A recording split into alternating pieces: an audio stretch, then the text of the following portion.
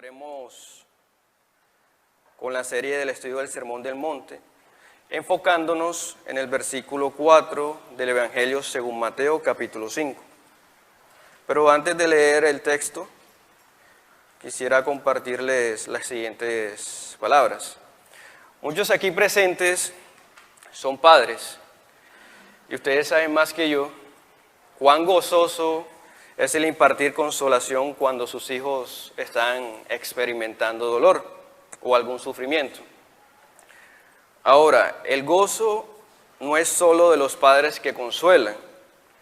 El gozo también lo experimenta el hijo que está siendo consolado. Es decir, el gozo es mutuo. Entonces, los que son padres, si ustedes siendo padres imperfectos, se gozan al consolar el sufrimiento de sus hijos, ¿cuánto más nuestro Padre Celestial se gozará impartiendo consolación a cada uno de sus hijos? ¿Y cuánto gozo sentiremos nosotros, sus hijos, al recibir su consuelo? Ahora, al momento de leer el Sermón del Monte, debemos considerar de gran importancia la correcta interpretación de este sermón, puesto que existen muchas posiciones al respecto, las cuales entregan una interpretación alejada del verdadero significado de este sermón. Hoy seguiremos exponiendo la posición correcta, la cual confirma que este sermón va dirigido exclusivamente a todos los súbditos del reino de Dios, es decir, a los cristianos de todas las épocas, enseñándonos que los creyentes somos y debemos ser tal cual como nos lo muestra el Señor aquí en este sermón, indicándonos el verdadero carácter cristiano. Como acabo de mencionar, este sermón, aunque es predicado en medio de multitudes, va dirigido exclusivamente a los escogidos del Señor, como lo podremos notar en el transcurso del estudio de este sermón. Dicho esto, los invito a que se coloquen en pie y leamos el Evangelio según Mateo, capítulo 5, versículos del 1 al 12 para entrar en contexto. Mateo 5, del 1 al 12. Dice la palabra del Señor.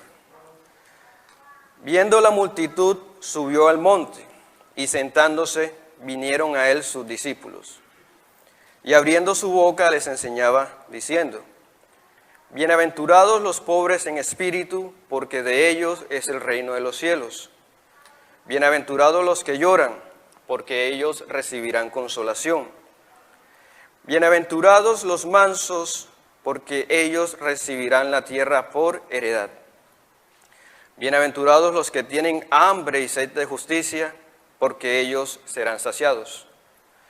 Bienaventurados los misericordiosos, porque ellos alcanzarán misericordia. Bienaventurados los de limpio corazón, porque ellos verán a Dios. Bienaventurados los pacificadores, porque ellos serán llamados hijos de Dios. Bienaventurados los que padecen persecución por causa de la justicia, porque de ellos es el reino de los cielos. Bienaventurados sois cuando por mi causa os vituperen y os persigan, y digan toda clase de mal contra vosotros, mintiendo. Gozaos y alegraos, porque vuestro galardón es grande en los cielos, porque así persiguieron a los profetas que fueron antes de vosotros. Amén. Pueden tomar asiento.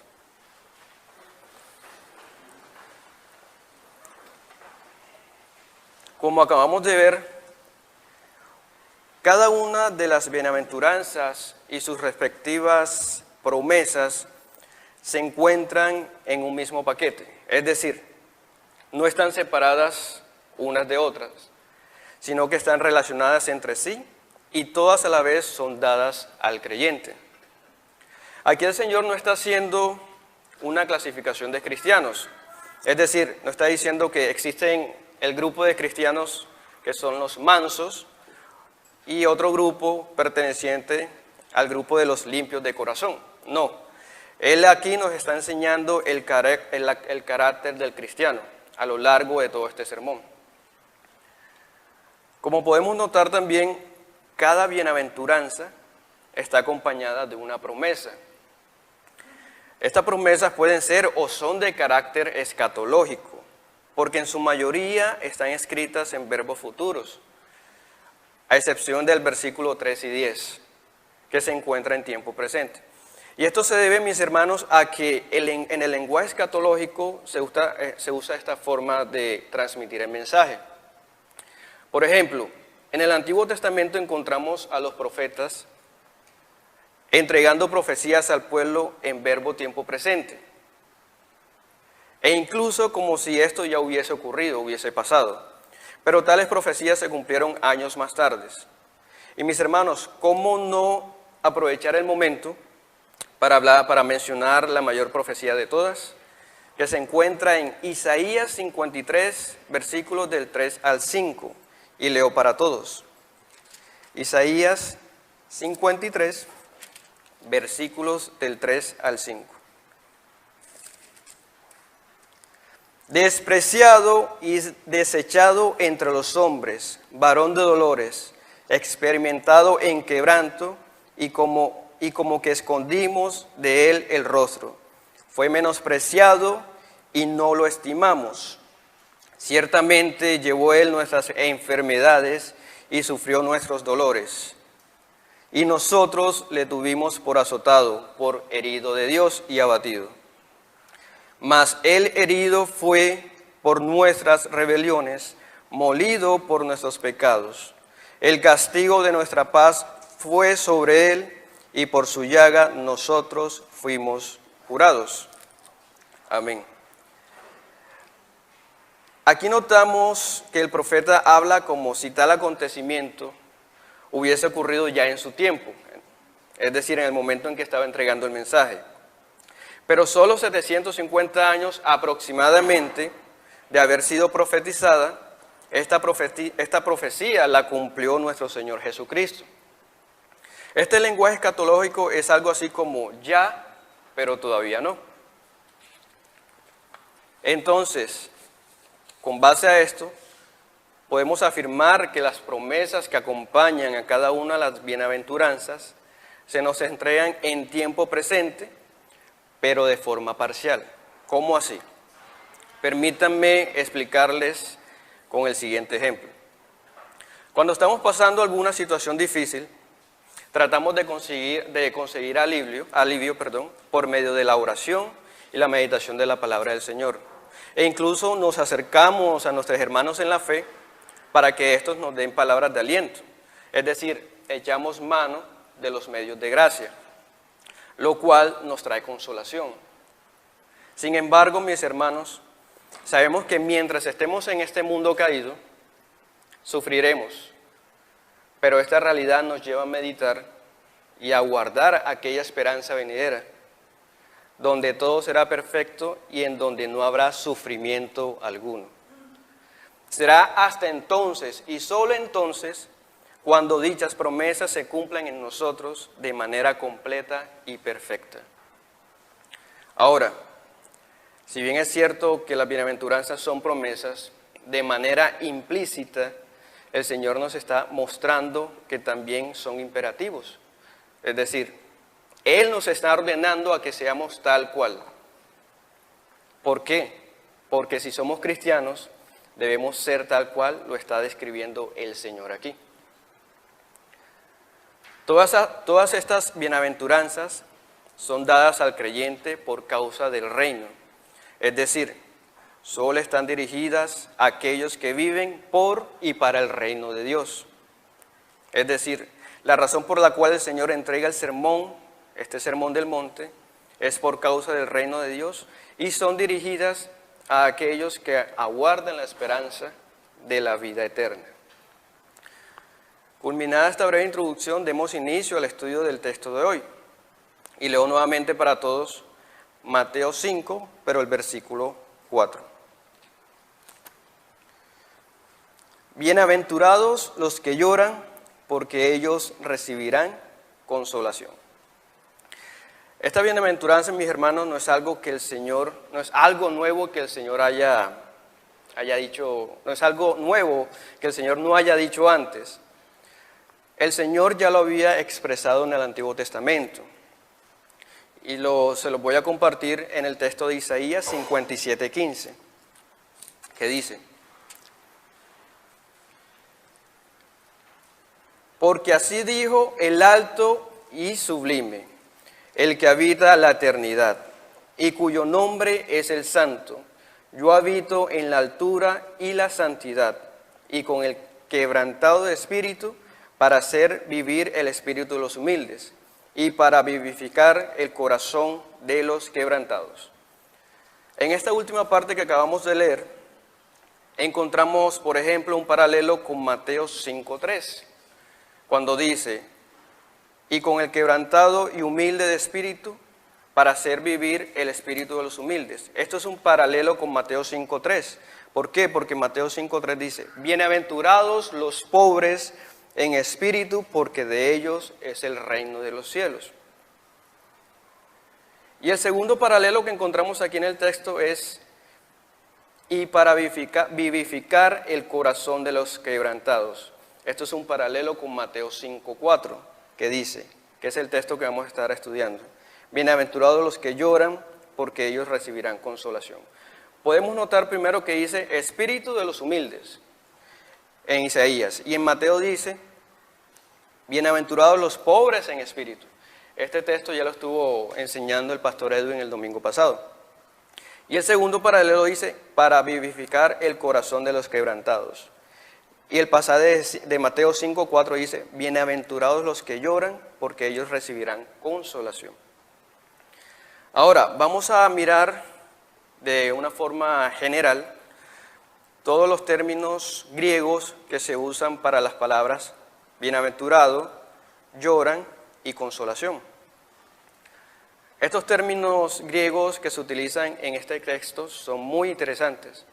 Por ejemplo, el término griego que se utiliza para bienaventurados es makarios, que nos entrega la idea de que alguien es supremamente bendecido, como también significa dichoso y feliz. Hagamos un recorrido rápido por algunos textos del Nuevo Testamento, porque son muchos, donde aparece el término makarios. Por ejemplo, Mateo 16:17, leo para todos. Entonces le respondió Jesús: bienaventurado eres, Simón, hijo de Jonás, porque no te lo reveló carne ni sangre, sino mi Padre que está en los cielos. Podemos decir: supremamente bendecido eres, Simón, hijo de Jonás, o dichoso eres, Simón, hijo de Jonás. El otro texto lo encontramos en Romanos, capítulo 4, versículos 7 y 8. Dice: bienaventurados aquellos cuyas iniquidades son perdonadas, cuyos pecados son cubiertos. Bienaventurado el varón a quien el Señor no inculpa de pecado. Feliz, dichoso aquellos cuyas iniquidades son perdonadas. Supremamente bendecido es el varón a quien el Señor no inculpa de pecado. Y el último texto que les quiero compartir, es Apocalipsis 19:9, que dice: y el ángel me dijo: escribe, bienaventurados los que son llamados a la cena de las bodas del Cordero. Supremamente bendecidos, felices, dichosos, los que son llamados a la cena de las bodas del Cordero. Otros textos no los estaremos leyendo por cuestiones de tiempo, pero se los comparto a quienes están tomando apuntes. Son Mateo 24:46, Lucas 1:45, Lucas 7:23, Lucas 11:28, Juan 13:17, Juan 20:29, Hechos 20:35 y Primera de Timoteo capítulo 1, versículo 11. Ahora, el término griego que se utiliza para lloran o llorar es penseo. Este término griego nos entrega la idea de una fuerte aflicción, una tristeza que sentimos cuando fallece un ser querido o cuando éste se va muy lejos por muy largo tiempo. Es un dolor que va más allá de lo físico. Es un dolor que viene de la misma alma, del mismo espíritu. Tal término lo encontramos en textos como Mateo 9:15, y leo para ustedes. Jesús le dijo: ¿acaso pueden los que están de bodas tener luto, entre tanto que el esposo está con ellos? Pero vendrán días cuando el esposo les será quitado, y entonces ayunarán. Aquí el término griego que se utiliza para luto es penseo. Y sabemos que cuando alguien guarda luto es porque algún familiar muy querido falleció. Y miramos cómo termina el texto. Y entonces ayunarán. Sabemos que ayunar es una muestra de aflicción y dolor, esperando consolación. El otro texto donde encontramos este término penseo, que es para llorar, es Marcos 16, versículos 9 y 10. Habiendo pues resucitado Jesús por la mañana, el primer día de la semana, apareció primeramente a María Magdalena, de quien había echado 7 demonios. Yendo a ella, lo hizo saber a los que habían estado con él, que estaban tristes y llorando. Aquí la palabra griega para tristes es penseo. ¿Por qué los discípulos estaban tristes? Porque hasta ese momento ya era el tercer día de haber muerto el Señor Jesucristo, pero ellos no estaban enterados de que había resucitado. Por esta razón sentían esta tristeza. Que es el término griego que nos dice que es una fuerte aflicción, una tristeza que sentimos cuando fallece un ser querido. Y el último término, mis hermanos, griego, que miraremos en el texto para consolación, es parakaleo. Y aquí nos detendremos un poco. Parakaleo es una de las palabras griegas más antiguas y con mayor significado. Su composición para, que significa junto a, y kaleo, que significa llamar, entrega por lo menos 5 connotaciones. La primera de ellas es avivar una llama. Parakaleo muestra la idea de una persona tranquila y paciente soplando para avivar brasas que se están apagando. La segunda connotación que encontramos en el texto es un llamado pidiendo consuelo. Parakaleo muestra la idea del llamado lloroso que hace un niño asustado por la noche, pidiendo la atención y el consuelo de su padre. La tercera connotación es un llamado a un médico, es decir, muestra la idea de alguien herido, llamando a un médico para que ponga un hueso en su lugar o vende la herida. La cuarta connotación es estabilizar las tropas, es decir, muestra la idea de un oficial militar que en el fragor de la batalla puede calmadamente animar, exhortar y estabilizar las tropas asustadas. Y la quinta y última connotación es la defensa en un caso.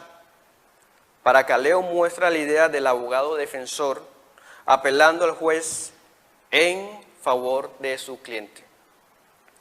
Mis hermanos, no es coincidencia que este término griego, parakaleo, derive del otro término griego, parácletos, que significa consolador, abogado e intercesor. Este término griego lo encontramos 5 veces en el Nuevo Testamento y solo es usado por el apóstol Juan. Tales versículos son Juan 14:16, Juan 14:20, Juan 15:26, Juan 16:7, Primera de Juan capítulo 2, versículo 1. Pero solamente estaremos leyendo 2 textos. El primero es Juan 14:16, que dice: y yo rogaré al Padre, y Él os dará otro consolador, para que esté con vosotros para siempre. Allí la palabra griega para consolador es paráclitos. Y el otro texto es Primera de Juan 2:1. Hijitos míos, estas cosas os escribo para que no pequéis. Si alguno hubiere pecado, abogado, paráclitos, tenemos para con el Padre a Jesucristo el justo. Entonces, con base a las 5 connotaciones que acabamos de leer, que nos entrega el término griego parakaleo, que es el término que se utiliza para consolación o consolar, podemos afirmar que Cristo es quien nos aviva cuando nuestra fe parece menguar. Recordemos cuando Él le dijo al apóstol Pedro que Satanás lo había pedido para zarandearlo, pero el Señor había rogado por Pedro para que la fe de Pedro no faltara, no le faltase. Cristo es quien nos consuela cuando nos encontramos sumergidos en la tristeza. Cristo es quien sana las heridas de nuestro corazón. Cristo es quien nos anima y nos llena de aliento cuando sufrimos por causa del reino de Dios. En la Biblia tenemos muchísimos ejemplos al respecto. Cristo es quien nos defiende cuando nuestros enemigos, es decir, Satanás y nuestro propio pecado, nos acusan ante el Padre. Cabe aclarar y mencionar, mis hermanos, nuevamente, que todas estas promesas que encontramos en el Sermón del Monte, y no solo promesas, sino también aquellos imperativos, es exclusivo para el reino, para los cristianos, para los creyentes. ¿Por qué hago esta aclaración? Porque actualmente estas bienaventuranzas, más que todo, se les comparten a personas incrédulas. Es un error. ¿Por qué? Porque estas promesas, estas bienaventuranzas no son para los incrédulos. Todo este Sermón del Monte va dirigido exclusivamente para el reino de Dios. ¿Cómo puedo decirle yo a un creyente, a un incrédulo, tú eres la luz del mundo o tú eres la sal de la tierra? Eso es imposible. Entonces tengamos mucho cuidado al momento de compartir estas bienaventuranzas con las personas que son incrédulas. Es decir, para decirle que para que esas bienaventuranzas y todo lo que se encuentra en el Sermón del Monte, para que se aplique a esa persona incrédula, tiene que arrepentirse de su pecado y de esta manera todo esto aquí aplica para esa persona. Ahora, se estarán preguntando por qué les comparto la terminología griega utilizada en este texto. Pues el motivo es para que entendamos que el griego, más exactamente el griego koiné, que es originalmente como está escrito en el Nuevo Testamento, utiliza diferentes terminologías para cada caso en particular. En cambio, nuestro idioma español utiliza una sola palabra para distintas situaciones. Por ejemplo, no es la misma tristeza que sentimos cuando fallece un ser querido, que estar tristes, por ejemplo, porque no aprobamos el examen de admisión a la universidad.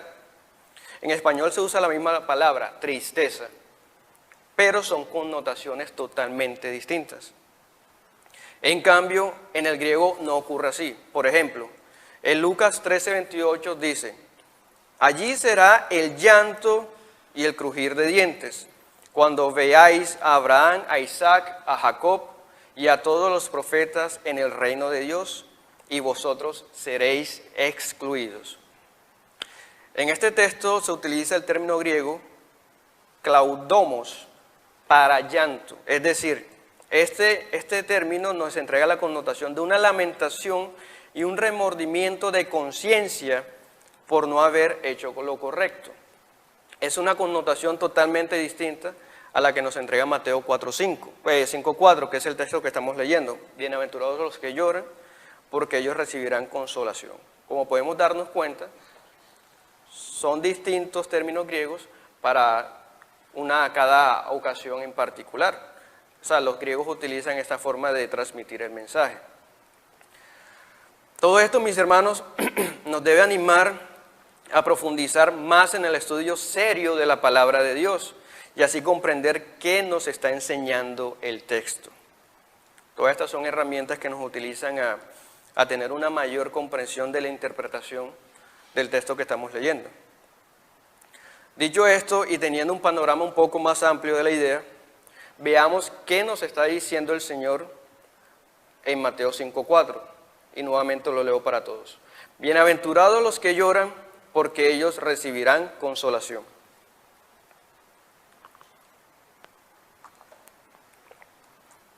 Este texto no nos está entregando aquella idea de sufrimiento que viene por buscar las cosas de este mundo. Pregunto, ¿cuál es la gran búsqueda del ser humano? El ser feliz, a cualquier coste. Podemos observar cómo muchos se desgastan día a día tratando de alcanzar esa tan anhelada felicidad. Estas personas piensan que la felicidad es la ausencia de problemas y llegan a confundirla con placeres vacíos y efímeros que ofrece este mundo caído. Ahora, alguna persona puede tenerlo todo y carecer de problemas. Sin embargo, seguirá siendo una persona infeliz. Y es en este punto donde el engaño del pecado aparece, ofreciendo supuesta felicidad. Pero la realidad es que conduce siempre a la desdicha. Como expresó alguien alguna vez, muchos dicen que fue John Piper, el pastor John Piper, pero no encontré la fuente que lo asegurara. De pronto alguien sí lo sepa. Pero la frase es certera y dice lo siguiente, abro comillas: el pecado es la falsa promesa de felicidad. Cierro comillas. Y aquí quiero hacer especial énfasis debido a que tristemente muchos cristianos están buscando su felicidad fuera de Cristo. Qué contradicción, ¿no? Algunos lo hacen asistiendo a conferencias dictadas por entrenadores, coach o gurús, quienes enseñan estrategias en cómo ser felices. Otros adquieren libros de autoayuda, gastando así tiempo y dinero, pero a la final todo esto no sirve para nada. Respecto a esto, permítanme citar algunas notas del profesor danés y doctor en psicología de la Universidad de Aalborg. Él se llama Svein Brinkmann, quien afirma acerca de los libros de autoayuda, basado en una investigación que él mismo realizó, titulado Manténgase firme, resista la locura de la superación personal. Y él aquí asegura que los textos de autoayuda generan problemas de ansiedad, narcisismo y hasta depresión. Dice él, abro comillas, los libros de autoayuda son un síntoma de ese problema, es decir, el egoísmo del hombre, ya que estos libros le dicen al lector que pueden arreglar sus problemas sin la necesidad de ayuda o relaciones humanas. La gente se vuelve infeliz cuando no puede vivir de acuerdo a las expectativas que plantean estos libros y se culpa a sí misma. Y por supuesto, esto las deprime mucho más. Dice él, ¿por qué mirar en tu interior es muy mal consejo? Él mismo responde, porque no todas las respuestas se hallan ahí. Muchas veces podemos aprender de otras personas y necesitamos mirar afuera, es decir, a nuestras relaciones y nuestros compromisos con otras personas. Nuestros sentimientos no son una guía confiable para las preguntas éticas. Muy interesante lo que dice él aquí. Nuestros sentimientos no son una guía confiable para las preguntas éticas y existenciales en nuestra vida. Cuando yo leí esas líneas personalmente, me acordé lo que dice el profeta Jeremías. El corazón es engañoso, mentiroso y perverso. Es interesante que un doctor en psicología diga eso. Estos libros producen en la persona narcisismo, sigue diciendo él, porque la mayoría de libros instruyen al lector en cómo amarse. Desesperación, porque es imposible cumplir todos los sueños. Y depresión, cuando alguien está exhausto de la constante superación personal. Cierro comillas. Personalmente pienso que este profesor, quien es incrédulo, tiene una mejor cosmovisión del hombre que muchos que se hacen llamar predicadores. Mis hermanos, ¿qué contraste encontramos aquí? Mientras el mundo dice que la felicidad se encuentra en la ausencia del sufrimiento, el Señor nos dice que la felicidad la encontramos en el sufrimiento. Recordemos el término griego que ya estuvimos viendo anteriormente que se utiliza para bienaventurados, el cual es Macarios, que literalmente significa felices o dichosos. Ahora, nos está diciendo el Señor que seamos masoquistas y busquemos situaciones que nos pongan a sufrir para ser felices. Absolutamente no. Estoy persuadido por la misma Escritura que el Señor se está refiriendo a aquellos que sufren, se lamentan y lloran por causa de su propio pecado, el cual provoca una gran tristeza por aquella incapacidad propia de vencerlo por sí mismo y porque saben que están ofendiendo al Señor con su pecado. Y es aquí donde viene la promesa de Mateo 5:4 que dice, y podemos decir, felices los que lloran, reconociendo su propio pecado, porque ellos serán consolados. También puedo afirmar que este texto se refiere a aquellos creyentes que están sufriendo persecución de cualquier índole por causa de su fe en Cristo. Esta promesa también es para ellos y dice, felices los que lloran, que son perseguidos por causa de su fe, porque ellos serán consolados. Respecto a esto, veamos un ejemplo bíblico muy puntual, es decir, el ejemplo del apóstol Pedro, que encontramos en Mateo 26, capítulo 75, y leo para todos. Entonces se acordó de las palabras de Jesús, Pedro, se acordó de las palabras de Jesús, que le había dicho, antes que cante el gallo, me negarás 3 veces. Y saliendo fuera, lloró amargamente. Aquí podemos ver que el pecado que cometió Pedro contra el Señor le provocó una gran tristeza y un gran sufrimiento. Es decir, Pedro estaba reconociendo su propio pecado, lo cual nos indica que en Pedro hubo un arrepentimiento verdadero. A diferencia de Judas, que ya sabemos, quien también pecó contra el Señor. Pero Pedro fue restaurado y consolado, pero Judas fue dejado en su perdición. Aquí estamos viendo que la promesa fue para Pedro, pero no para Judas. Lo del arrepentimiento genuino en Pedro lo vemos en el texto de Juan 25, 15 y 17. Tengamos en cuenta de que Pedro negó al Señor públicamente, entonces su restauración y su consolación también tenía que ser pública. Recordemos que la restauración, después de la restauración viene el consuelo. El texto que no estaremos leyendo, pero es el texto cuando el Señor ya había resucitado, estaba reunido con los discípulos y ahí estaba presente Pedro, cuando el Señor le dijo, Pedro, ¿me amas? Y él dijo, Señor, tú sabes que te amo. Y esto se repitió 3 veces. Hermanos, aquí estamos viendo 3 cosas en Pedro. En él hubo arrepentimiento genuino. 2, la restauración de Pedro. Y 3, el cumplimiento de Pedro de la promesa, bienaventurados. O sea, la promesa en Pedro se cumplió cuando dijo, bienaventurados los que lloran porque ellos recibirán consolación. Es decir, por él haber reconocido su propio pecado, fue consolado. Ya como conclusión, mis hermanos, las bienaventuranzas son profecías entregadas por los profetas del Antiguo Testamento, cumplidas parcialmente en el Nuevo Testamento. Recordemos el ya, pero todavía no.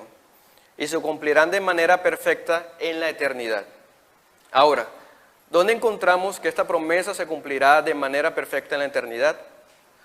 Mateo 5:4, que es bienaventurados los que lloran, porque ellos recibirán consolación, es un paralelo de aquella promesa que encontramos en Apocalipsis 21:2-4. Y leo para ustedes. Apocalipsis 21, del 2 al 4. Y yo, Juan, vi la santa ciudad, la nueva Jerusalén, descender del cielo de Dios, dispuesta como una esposa ataviada para su marido. Y oí una gran voz del cielo que decía, he aquí el tabernáculo de Dios con los hombres, y Él morará con ellos, y ellos serán su pueblo, y Dios mismo estará con ellos como su Dios. Aquí viene la promesa. Enjugará Dios toda lágrima de los ojos de ellos, y ya no habrá muerte, ni habrá más llanto, ni clamor, ni dolor, porque las primeras cosas pasaron. Amén. Ya para finalizar, mis hermanos, quiero hacer mención de una reflexión, de un fragmento del pastor J.C. Ryle, que dice así, abro comillas: ¿qué si tu corazón está bien con Dios, pero aún así está presionado con la carga de aflicciones terrenales? ¿Qué si el temor a la promesa lo está zarandeando de un lado a otro y parece que lo va a vencer? ¿Qué si día tras día lo abruma algún dolor físico? ¿Qué si súbitamente se ve obligado a dejar de trabajar a dejar de trabajar debido a una enfermedad y tiene que estar inactivo y no hacer nada? ¿Qué si la muerte ha visitado su hogar y se ha llevado a su Raquel, a su José o a su Benjamín y ha quedado solo, agobiado por el dolor? ¿Qué si le ha sucedido algo de esto? Y termina la frase: en Cristo sigue habiendo consolación. Cierro comillas. ¿Estamos sufriendo por nuestro propio pecado o el de los demás? Acerquémonos al Señor confiadamente y así recibiremos consolación de su propia mano. Amén. ¿Hay tiempo para preguntas? Preguntas, aportes, comentarios, objeciones.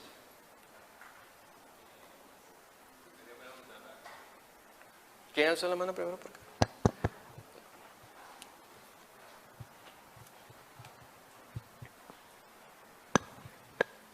Gracias, hermano. Dios les bendiga. Bueno, una pequeña pregunta aquí en el versículo que usted nos ha enseñado hoy. Mateo 5, versículo 4, bienaventurados los que lloran porque ellos recibirán consuelo. Usted ha enfocado ese consuelo con el pecador, personas que cometen pecado, los cristianos que se arrepienten, Dios los consuela. Pero también, ¿cómo se podría de pronto enfocar? Que también nosotros los cristianos vamos de pronto debido a la persecución, también vamos a sufrir de pronto tristeza, angustia, aflicciones.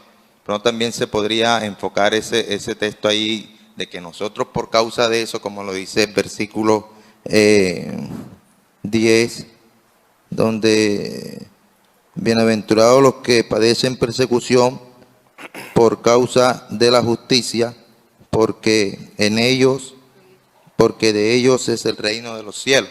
Viene de pronto enfoco la pregunta. Nosotros los cristianos muchas veces también recibimos aflicciones, nos entristecemos por causa del reino de Dios. ¿También podemos recibir ese consuelo? Claro que sí. Como decía al principio, todas las bienaventuranzas están unidas entre sí, no está una separada de la otra. Todas están relacionadas entre sí. De hecho, esa pregunta, la que usted está formulando, me vino a la mente aquella situación de Pedro, del apóstol Pablo, perdón, cuando él estuvo visitando Jerusalén y lo querían matar porque vino a predicar, a visitar el templo de Jerusalén. El apóstol Pablo, en su cuarto, o más bien en la cárcel, porque en ese momento estaba prisionero, se le apareció el Señor Jesucristo y le dijo: ten ánimo, Pablo. Ahí está recibiendo consuelo Pablo de parte del Señor. Pero lo aquí curioso, dice, o algunos podrían decir: ten ánimo, Pablo, tranquilo. El Señor le dice: ten ánimo, Pablo, porque así como has testificado en Jerusalén, también tienes que ir a Roma. ¿Qué consuelo es el del Señor? Uno dice: pero wow, qué consuelo. Pero esa es la manera del Señor de consolarnos. Entonces sí, ese texto, versículo 4, también se aplica para los que están siendo perseguidos por causa del reino. Como decía al principio, todas las bienaventuranzas es una sola cosa. Yo lo que quería preguntar era si uno a veces tiene un acto de contrición y una amargura de espíritu sin necesidad de botar lágrimas, también cabe en ese versículo. Sí, claro. No necesariamente la tristeza se expresa por medio de lágrimas, porque puede haber una tristeza Podemos, por ejemplo, ver el ejemplo de Pablo y Pedro y Judas. Supuestamente Judas se arrepintió, pero vemos el texto que no fue un arrepentimiento, sino que fue un remordimiento de conciencia. Entonces podemos decir que la tristeza no solamente se tiene que expresar por llanto, solamente se puede expresar por tristeza. Pero tengamos en cuenta que esa tristeza que provoca en nosotros no es una tristeza superficial, es una tristeza provocada, como decía yo en la enseñanza, por nuestro propio pecado, porque sabemos que estamos ofendiendo al Señor, o por, como decía acá el hermano, que estamos recibiendo persecución de cualquier índole. No necesariamente tenemos que ser asesinados, sino que simplemente en el trabajo que te despidieron a ti por ser cristiano, ya eso es una persecución. Entonces no necesariamente la tristeza se demuestra por medio de lágrimas. No sé si hay otra pregunta, otro aporte. Bueno, entonces oremos para culminar la enseñanza.